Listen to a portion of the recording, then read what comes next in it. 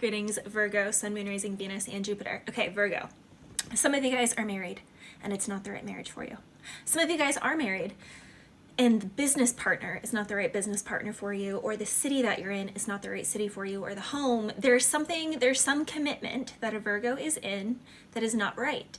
And it's going to be different for all of my Virgos. For my Virgos who are single, you could be single and say that you're fine because you're just focusing on business and whatnot, but your business has a glass ceiling over it. It has a block on it because God is not going to take you to the next rung, the next tax bracket, or the next 5 tax brackets without the life partner that he ordained for you. You see, for a lot of my Virgos, there is a true partner that Spirit has already put across your path, but you were too weak to heed the call or to make the judgments because other people would have judged this relationship, or there's something taboo about this person, or taboo about this hobby, or about this business, or about this thing that you have the seed for. Like, God has planted a seed.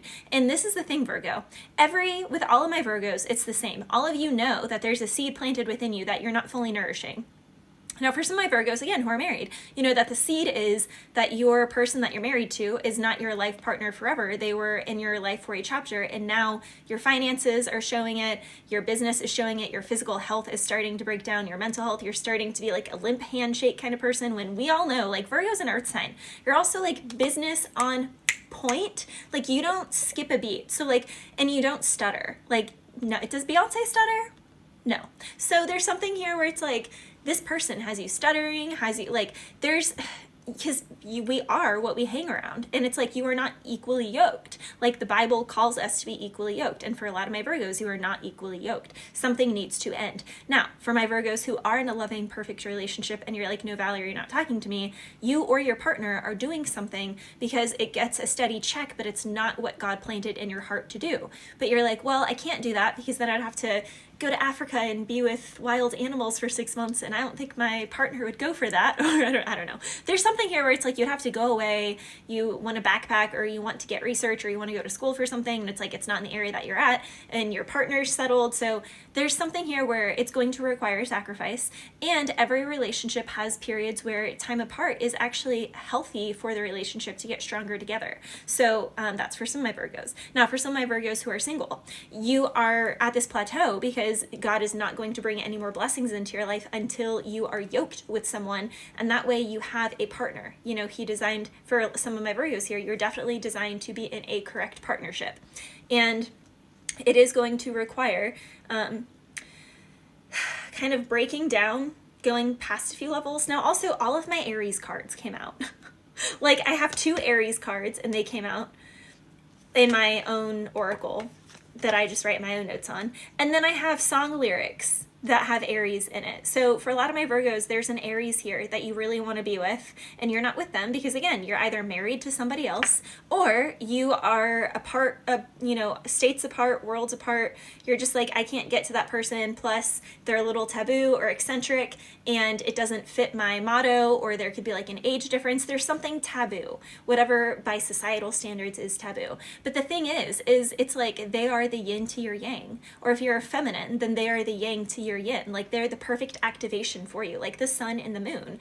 You know, I know I've used this analogy a lot lately, but it's true. They're total opposites. They're out at different times. There's nothing in common except that they're both required to make a day complete. No day is complete without one. And Virgo, that is something that you are having to learn. It's like, you can't do it all alone. For a lot of my Virgos, it's like, I got it, I can do it. You're the one who, like, in a group project, you're like, none of you guys are going to do it because I don't want any of you guys to mess up.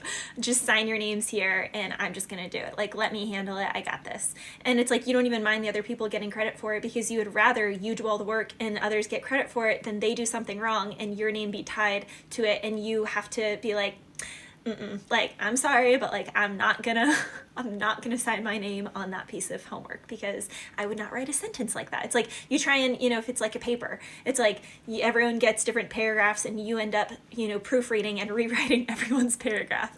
In a business, you tell someone to go do something, but then after you do your things, you go and you check over the steps that the person did and you redo all of it. So it's like, why have the other person in the first place? Well, you're being told that right now, for this new endeavor, for this new part of your life, because Virgo, you have outgrown a pond.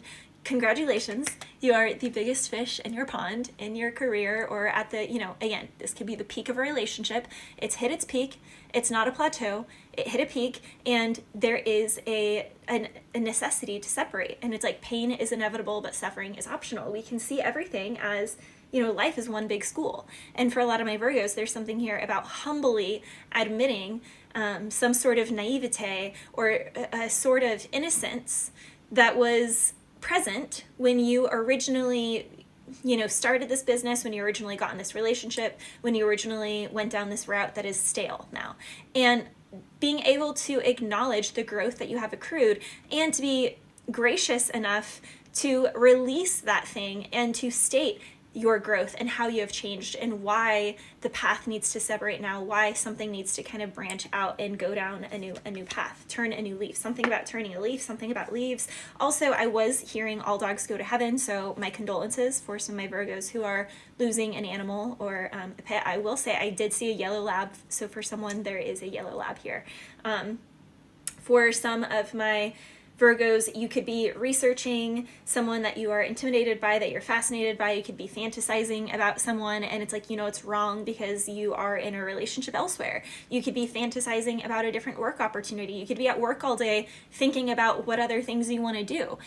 That you're not only not honoring that seed that God planted inside of you, but you're not honoring your workplace because you're not showing up 100% because your mind is elsewhere. It's like fantasizing elsewhere. So for a lot of my Virgos, there's something here about, I love this theory that David Goggins has. He says we all have our own equation, and once we figure out our own equation, then we can conquer anything in life. We become a total genius to everything. We are uneffable. Nothing can touch us. Nothing can mess with us. And I think as we evolve, since every 7 years, every cell in our body is different, that equation is going to change as we change. And for some of my Virgos, for earth signs in general, it's difficult to have the humility because they're usually so fixed, being earth. It's like tangible. I need to see it.